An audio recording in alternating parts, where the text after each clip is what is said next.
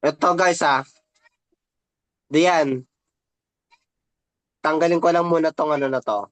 Ito, point of control ko. Yan. Ganyan lang muna para mas maliwanag.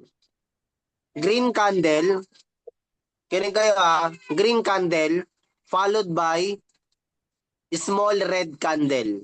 Green candle followed by small red candle. Pero yung wick niya mga chong ay mas mahaba. Excuse me. Mas mahaba yung wick niya kaysa dito sa green. Okay? Green candle followed by smaller red candle pero yung wick niya mas mahaba. Okay? Then, sinundan siya ng another red candle. Another red candle.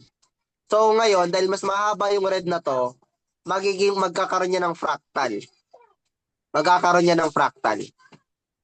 Sa M3 guys, sa M3, no? Kuha ka lang ng 200 points. Kuha ka lang ng 200 points. O 2 pips. Tapos TP ka na. Ayan o. 3.75. Sobra pa. Pag 3 minutes gamit mo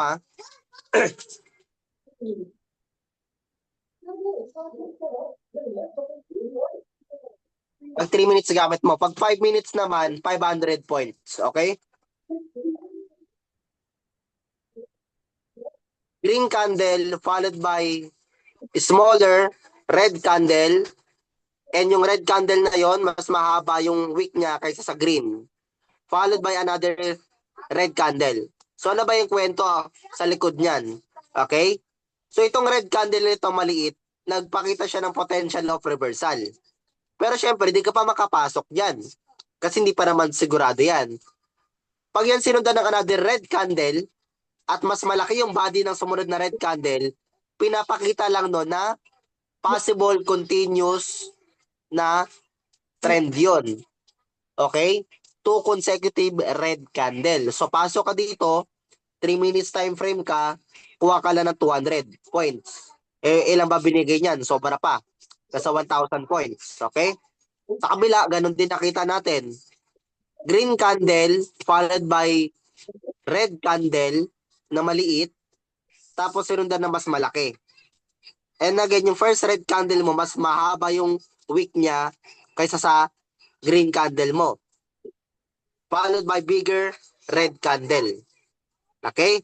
So kung kumuha ka na ng 200 points to 300 points, 200 points to 300 points, kaboom. Diba? 300 points nga to. 300 points. Right? Oh, kaboom. Alright? Pero bago mo gawin yan, hanapin mo muna tong orb natin. Sumunod ka dito sa orb. Huwag mo to kukontrahin. Pag ang orb mo bearish, bearish ka rin. Pag ang orb mo bullish, bullish ka rin. Okay? Isa pang example, green candle followed by smaller red candle. May sinundan siya ng another red candle, halos magkatawanan lang silang dalawa. Same lang yung body nila, yung size. Okay? Ano yung sabihin niyan? Green candle followed by smaller red candle. Possible reversal kasi may rejection na siya. Pero syempre, possible reversal pa lang to. So naghintay ka ng confirmation. Sinundan ng isa pang red candle na nagbuo na ng fractal. Ano yung sabihin niyan? Possible continuation. Entry ka, kuha ka lang, 3 minutes to kuha ka lang ng 200 to 300 points. Kaboom. Diba? 200. Easy breezy, di ba? Pero kumuha pa talaga ng 300 yan. Kita nyo naman, tumuloy bumaba, di ba? Right? Simple-simple, di ba? Ngayon, may kainaan yan. Papakita ko sa inyo yung kainaan yan. Kita nyo to. Red candle followed by smaller green candle. Okay? Smaller green candle followed by another green candle. So, dapat continuous yan, right? Pero kita nyo, bumaba. Ang stop loss niyan, syempre, kapag tawag dito, pag bumaba ka ng 200 points, alis ka na. Kasi 200 points ang target mo eh. So pag bumaba ng 200 points, cut loss ka. Alright? So, yun yung kahinaan yan. Kaya ang sabi ko, hanapin niya yung orb. Huwag niyong kukontrahin yung trend. Most effective yan kapag according ka sa trend. Okay? So, ilang sample meron tayo dito? Mula dito sa ano natin ha, sa orb natin ha. Isa. Kung di natin kinontra yung trend guys ha, ito hindi to kasama kasi wala naman tong rejection eh. Ito, dalawa. O, ito rin. Kita nyo to? Green candle followed by smaller red candle pero may rejection.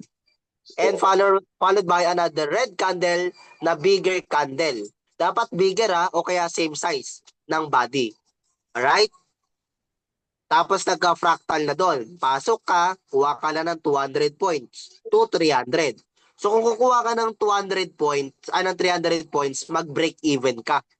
Pag nakuha mo yung 200 points, mag-break even ka. Pag nakuha mo yung 300, alis ka agad. Pero ang i-recommend 200 lang. Oh, yan, no, 'di ba? Easy breezy. Oh, easy breezy. At talasan mo na ng mata mo kasi mamaya magpasok ka, green, double red, green, double red, di mo tinignan kung may rejection. Kailangan kasi may rejection yan, tropa. Okay? Kailangan may rejection. Pag walang rejection, hindi yan, hindi yan applicable. Right? And always follow the trend. Always follow the trend. Ang trend natin, yung breakout sa orb. Breakout sa orb. Halimbawa, kagaya niyan, siraulo talaga. Hindi niya niretest yung orb natin, hindi tuloy tayo naka-entry pababa. Di ba? Kasi breakout and retest yan eh. Hindi niya na-retest tong labi ng orb natin, no? Sayang eh. Okay? Doon naman sa orb natin, simple-simple lang yan eh. Mag-aabang ka lang ng 7:15 ng umaga. Napaka-simple. Mag-aabang ka lang 7:15 ng umaga. Okay? Ay, 7:30 pala, sorry. 7:30. Bakit? Kasi sa 7:30, close na si 7:15 candle. Sa ganap na 7:30, close na si 7:15 candlestick. And yung 7:15 candlestick na yan, kukuhain lang naman natin dyan yung high and low. Okay? Kukuhain lang natin dyan yung high and low. Ito yon, high and low. Yan. Okay? Now, maghihintay tayo saan siya magbe-break. Sa taas o sa baba. So, in this case, sa baba siya nag-break. Kita nyo yung price niya, oh. Yung price niya is lower na doon sa box. No? Na-breakout niya na yung low ng 7:15. 7:15. So, since na-breakout niya na yan, naghihintay na lang tayo dito ng fractal. Default yung fractal na yan, ha? So, na-breakout na siya dito, tapos nagkaroon na ng fractal. Baba nga na ng M5 or M3. Tingnan mo kung may order block. Bagang. O yan, sa M5 may order block. Pag wala ng order block sa M5, baba ka pa na M3.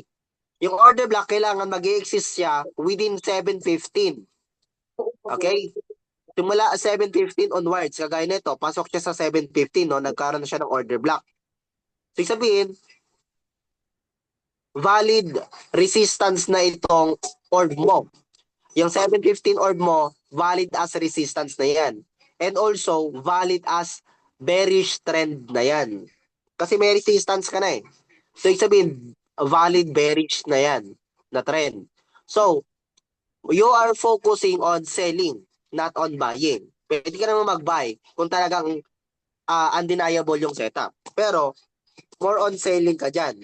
Kaya nga yan, kung hindi siya nag-retest dito sa orb natin, halimbawa, nag-breakout siya, niretest niya itong low natin, pwede ka na mag-sell dyan. Ang stop loss mo dito sa itaas ng orb. Right? Pero di yan nangyari.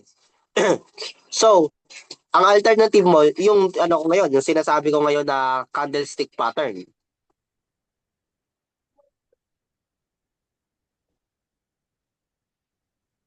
Ay po, chat. Tinamaan na pala yung 22, sorry. Hindi ko na nabato ko ba yon? Nabato ko ba?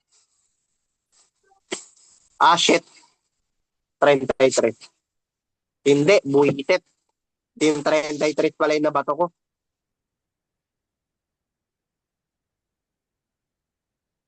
Di na tayo pwede humabol dyan. Tanginin. Kala ko nabato ko na. Nawala sa isip ko. Sige, hayaan mo na. So more on bearish tayong entry. Baga ganyan. Pag bullish naman yung orb natin, more on bullish tayo.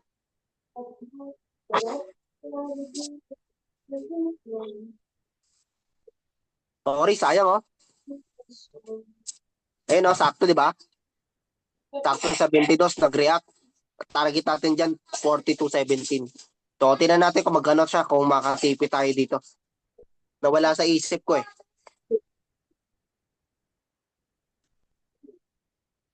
Nawala sa isip ko, Timawa. Now, tinan natin yung orb kahapon. Yung orb kahapon, 7.15.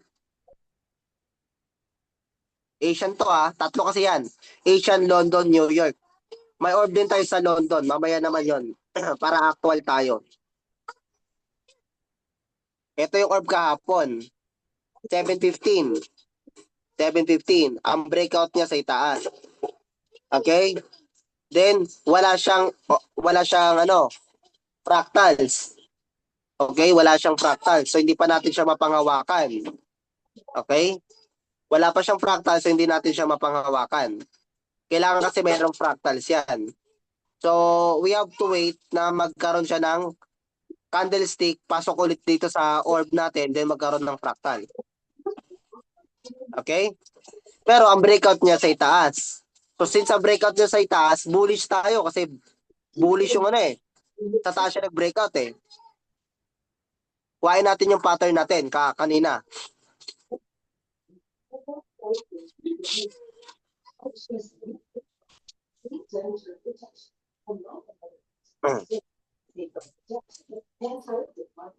Wala tayong makitang ganong pattern Wait lang hanap tayo ng ganong pattern.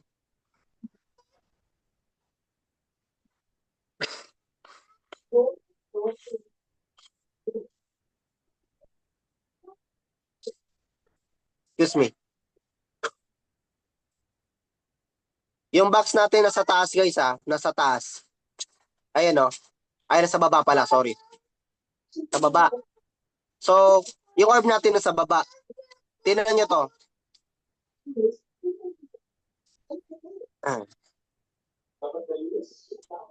Red candle, followed by smaller green candle. Red candle followed by smaller green candle. At sinundan pa yan ng another bigger red candle. Alright? Another bigger red candle. Now, may rejection ka dito. Okay? So, dyan pala, may entry ka na dyan. No?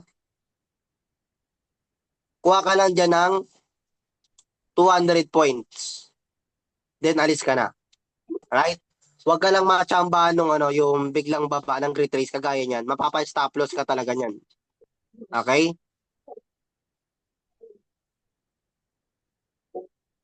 So, lilinawin ko, may stop loss talaga to. Ano ba? Na-stop loss ka dito kasi unang bumaba bago umakyat eh. Okay? May isa ka pa dito. Red candle, followed by green candle. May siya dito. May rejection siya. Then, followed by another green candle with rejection. Followed by green candle with rejection. Followed by green candle na malaki, yung body. Okay? Pasok ka ulit. Almost stop loss ka ulit Pero umakyat, 200 points. Bawi ka na doon sa SL mo kanina. Copy? Dali lang itindihin, di ba? 115, hanapin natin yung 115. Ito. Yung 115 kahapon. May comment. Oh, Philippine time po yan. Philippine time.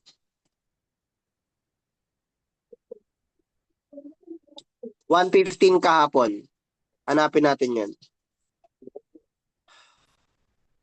Hard to breathe na naman buwisit. Nihika na naman ako sa sipon ko. Kainis. Ayan. So, ang breakout niya kahapon dito sa 115 natin, London orb to London orb. dito sa itaas. May fractal dito sa ilalim, tapos breakout sa taas. O, alam na agad yan, bossing. Okay?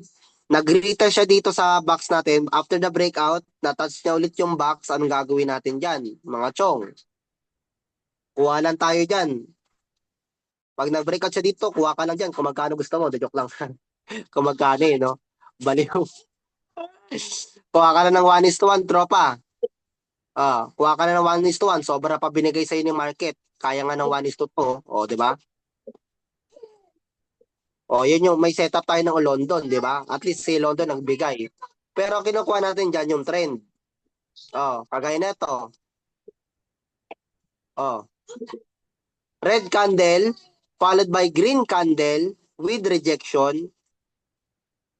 Red candle followed by smaller green candle with rejection at followed by another green candle na bigger yung body. Alright? So, again, itong ano na ito, itong pattern na ito, it's a sign of reversal. Itong two consecutive green candle na growing, continuous yan. It's a sign of continuation. So, pumasok ka kasi may fractal na. May rejection, may possible reversal, at may possible continuation. So, tatlong bagay. O, kuha ka na ng, 200 points. Ayan, nakita mo? Easy lang yung 200 mo, di ba, boss? Easy lang yung 200 points mo. O. Ayan, no? Easy lang. M15 pala yun, sorry. Sa M15, kahit kumuha ka ng 700 yan, okay. M15, kahit kumuha ka ng 700 points, okay yan. M5, 500 points and 3 minutes, 200 points. Klaro po ba yon? Klaro na? Wala na kayong tanong doon?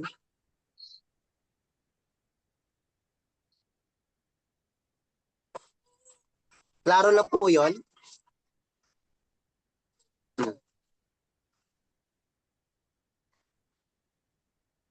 Okay. Tawag dyan, Klaro po, tic-tac. klaro. Ang tawag namin dyan, tic-tac dikit system. Tic-tac dikit system.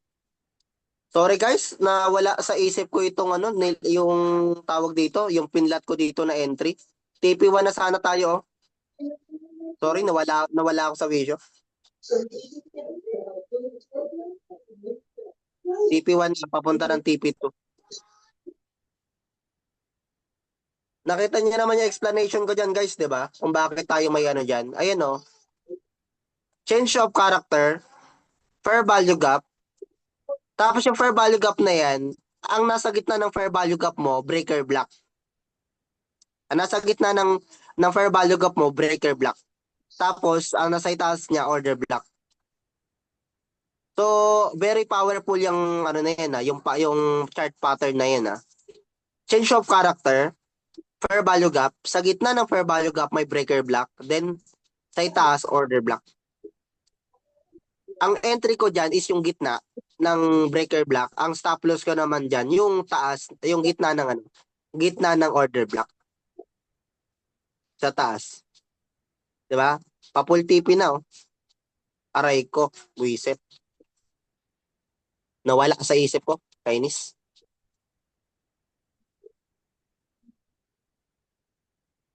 $16. 16 nga. Okay lang, patipi naman eh. Takti nawala ako sa wisyo. Sorry. Kamote.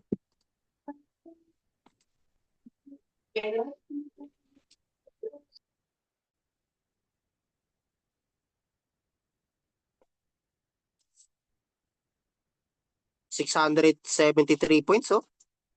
Bali 6.7 na, $6.7 na yan.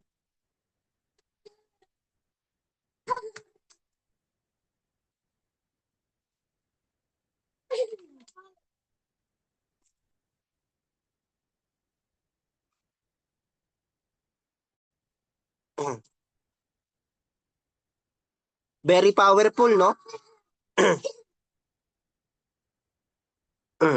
Ilista nyo na agad yan. Hindi ko na ulit ituturo yan. Yung pattern na yan.